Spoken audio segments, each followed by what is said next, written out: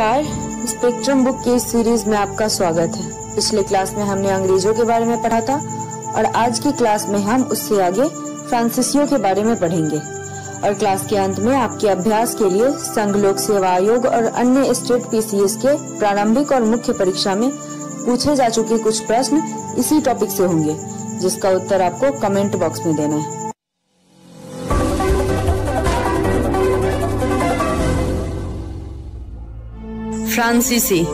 फ्रांसीसियों का भारत आगमन। अन्य यूरोपीय कंपनियों की भांति फ्रांसीसी कंपनी भी वाणिज्यिक गतिविधियों और विचारों की उपज थी। अन्य समकालीन यूरोपीय शक्तियों की तुलना में फ्रांसीसी शक्ति को भारतीय तटों तक पहुंचने में देर लग गई। फ्रांसीसी 17वीं शताब्दी के पूर्वार्ध तक मेडागास्कर इत्यादि क्षेत्रों में व्यस्त थे। लुई 14वें के शासनकाल में फ्रांसीसी इतिहास में कई युगांतकारी घटनाओं के क्रम में उसके एक मंत्री कॉलबर्ट द्वारा 1664 ईस्वी में फ्रांसीसी ईस्ट इंडिया कंपनी द कंपेजीन डेस इंडेस ओरिएंटल्स की स्थापना की गई। यह पूर्णतः राज्याधीन थी। 1667 ईस्वी में फ्रांसिस केरोन की अध्यक्षता में एक अभियान दल भारत पहुंचा। 1668 ईस्वी में इस दल ने सूरत में अपना पहला कारखाना स्थापित किया। 1669 ईस्वी में फ्रांसीसियों ने भारत के पूर्वी तट पर स्थित मसूलीपट्टम नामक स्थान पर एक कारखाना स्थापित किया और फ्रांसिस मार्टिन को सूरत और मसूलीपट्टम की बस्तियों का उत्तरदायित्व सौंपा गया। 1672 में एडमिरल डे ने गोलकुंडा के सुल्तान से सैंथोम छीन लिया। 1673 ईस्वी में फ्रैंको मार्टिन तथा लेस्पिने ने वेली कोंडापुरम के शासक शेर खान लोदी से एक छोटा क्षेत्र पुदुचेरी प्राप्त किया। फ्रैंको मार्टिन के नेतृत्व में यही पांडिचेरी का विकास आरंभ हुआ। हालांकि 1698 ईस्वी में डचों ने पांडिचेरी छीन लिया, किंतु 1697 ईस्वी की रिजविक की संधि से पुनः पांडिचेरी फ्रांसीसियों को दे दी गई। इस प्रकार 1690 ईस्वी में मुगल गवर्नर से चंद्रनगर फ्रांसीसी कंपनी ने प्राप्त किया। हालांकि 1665 ईस्वी और 1695 ईस्वी के मध्य फ्रांसीसी कंपनी ने 74 सुसज्जित जहाज भारत भेजे थे, लेकिन अंग्रेजों और डचों की तुलना में उनकी गतिविधि अभी भी बेहद कम थे। फ्रांसीसी कंपनी का पुनर्गठन। फ्रांसीसी कंपनी की वित्तीय स्थिति बेहद कमजोर थी, लेकिन 1720 ईस्वी में इसके पुनर्गठन के पश्चात कंपनी की स्थिति बेहतर हुई। 1721 में फ्रांसीसियों ने मॉरिशस पर कब्जा कर लिया। इससे उनकी नौसैनिक शक्ति में वृद्धि हुई और अंग्रेजों से मुकाबला करने की शक्ति अर्जित की। 1725 में मालाबार तट और 1739 में कारिकल पर उन्होंने अपना कब्जा जमाया। इसके बावजूद फ्रांसीसी ईस्ट इंडिया कंपनी डचों और अंग्रेजों की तुलना में अपनी सरकार पर अधिक निर्भर थी। इसके पास सशक्त संगठन और पर्याप्त पूंजी का अभाव था। इसकी वाणिज्यिक गतिविधियों पर सरकार का अत्यधिक नियंत्रण था, जिससे कंपनी की कार्यक्षमता पर बुरा प्रभाव पड़ा। इसकी नियति और विकास फ्रांस में हो रही गतिविधियों पर काफी कुछ निर्भर था। इसके अतिरिक्त 18वीं शताब्दी का फ्रांसीसी समाज अपने समकालीन अंग्रेजी समाज की तुलना में कम सक्रिय था।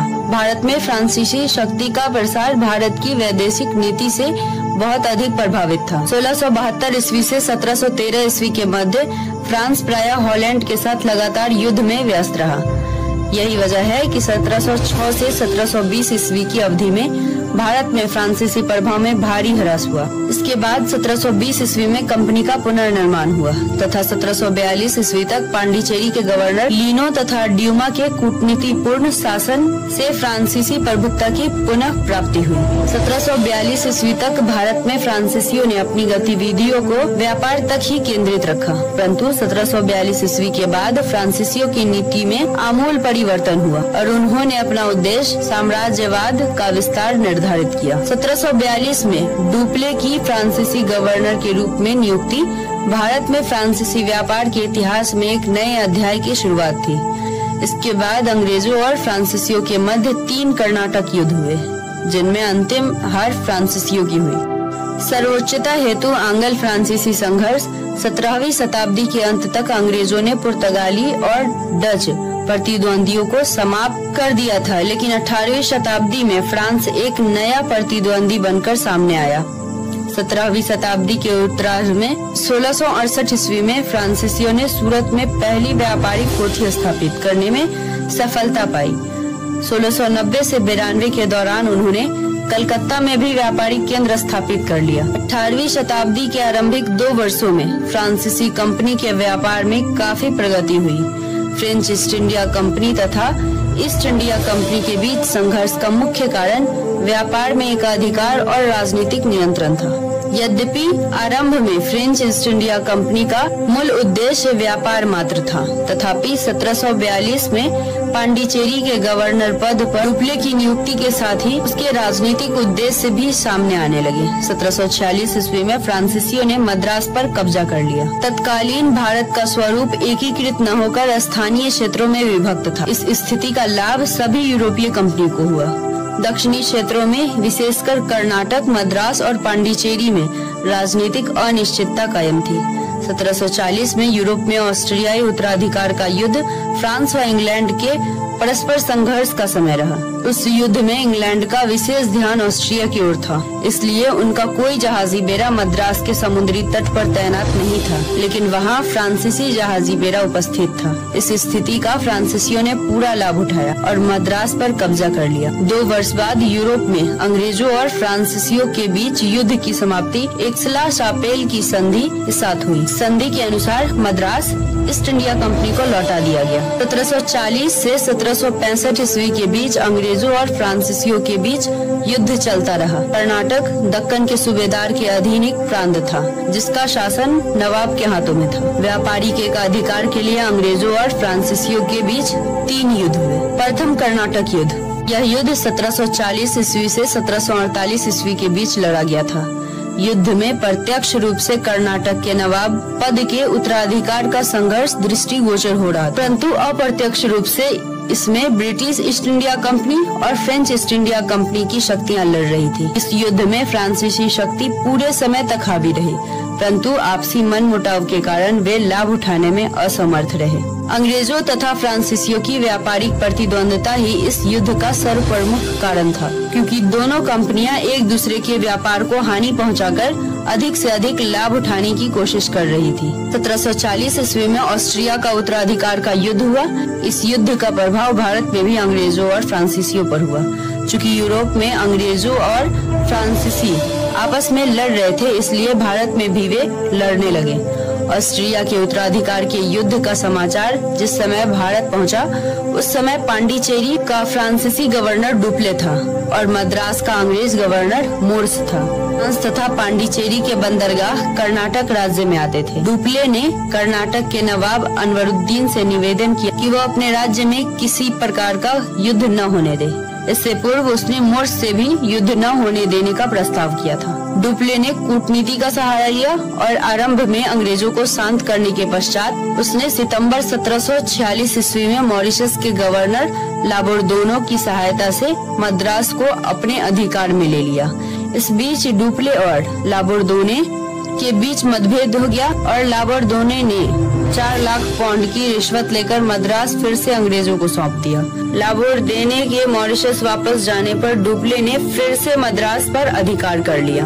डुप्ले ने कर्नाटक के नवाब अनवरुद्दीन को यह आश्वासन दिया कि वो मद्रास को जीतने के बाद उसे सौंप देगा, परंतु डुप्ले ने ऐसा नहीं किया।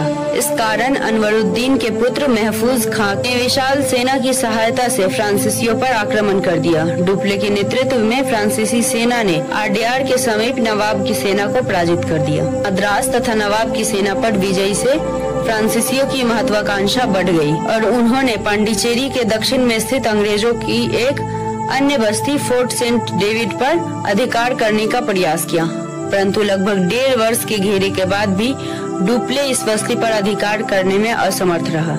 इस बीच इंग्लैंड से भारत में अंग्रेजों की सहायता के लिए सेना पहुंच गई। इस सहायता से उत्साहित होकर अंग्रेजों ने भी पांडिचेरी का घेरा डाल दिया, परंतु उस पर अधिकार करने में अंग्रेज भी असफल रहे और उन्हें फोर्ट सेंट डेविड वापस आना पड़ा। 1748 में यूरोप में अंग्रेजों और फ्रांसीसियों के बीच एक्सला-शापेल की संधि हुई, जिससे यूरोप में युद्ध समाप्त हो गया।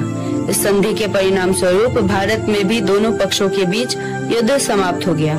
इस संधि के प्रावधानों के तहत अंग्रेजों को भारत में मद्रास तथा फ्रांसीसियों को उत्तरी अमेरिका में लुइसबर्ग फिर से प्राप्त हो। प्रथम कर्नाटक युद्ध का कोई तत्कालीन राजनीतिक प्रभाव भारत पर नहीं पड़ा। न तो इस युद्ध से फ्रांसीसियों को कोई लाभ हुआ और न ही अंग्रेजों को। प्रथम कर्नाटक युद्ध के समय जल सेना का महत्व बढ़ा और यह स्पष्ट हो गया कि अब भारतीय सेना यूरोपीय सेना से स्पष्ट रूप से कमजोर हो गई है और जिस शक्ति के पास जल सेना मजबूत होगी, भारत में उसी की सत्ता स्थापित होगी।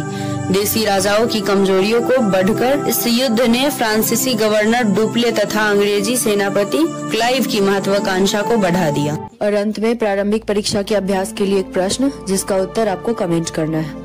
फ्रांसीसी ईस्ट इंडिया कंपनी के संबंध में कौन सा कथन असत्य है? ऑप्शन ए, फ्रांसीसी ईस्ट इंडिया कंपनी ने भारत में व्यापार अंग्रेजों के बाद शुरू किया। ऑप्शन बी, फ्रांसीसी ईस्ट इंडिया कंपनी पूरी तरह फ्रांस की सरकार से स्वतंत्र थी। ऑप्शन सी, फ्रांसीसी गवर्नर जनरल डुप्ले के समय फ्रांसीसियों की दक्षिण भारत की शक्ति चरम सीमा पर थी। और ऑप्शन डी, वांडीवाश युद्ध के बाद हुई पेरिस की संधि के बाद फ्रांसीसी भारत में केवल व्यापार केंद्रों के रूप में काम कर सकते थे तथा न तो वे अपने कारखाने की किलेबंदी कर सकते थे और न ही वहां सैनिक रख सकते थे। और मेंस के लिए एक प्रश्न, सुस्पष्ट कीजिए कि मध्य 18वीं शताब्दी का भारत विखंडित राजतंत्र की छाया से किस प्रकार ग्रसित था। यहाँ तक वीडियो पूरा देखने के लिए आपका धन्यवाद। अगले क्लास में हम इससे आगे द्वितीय कर्नाटक युद्ध के बारे में पढ़ेंगे।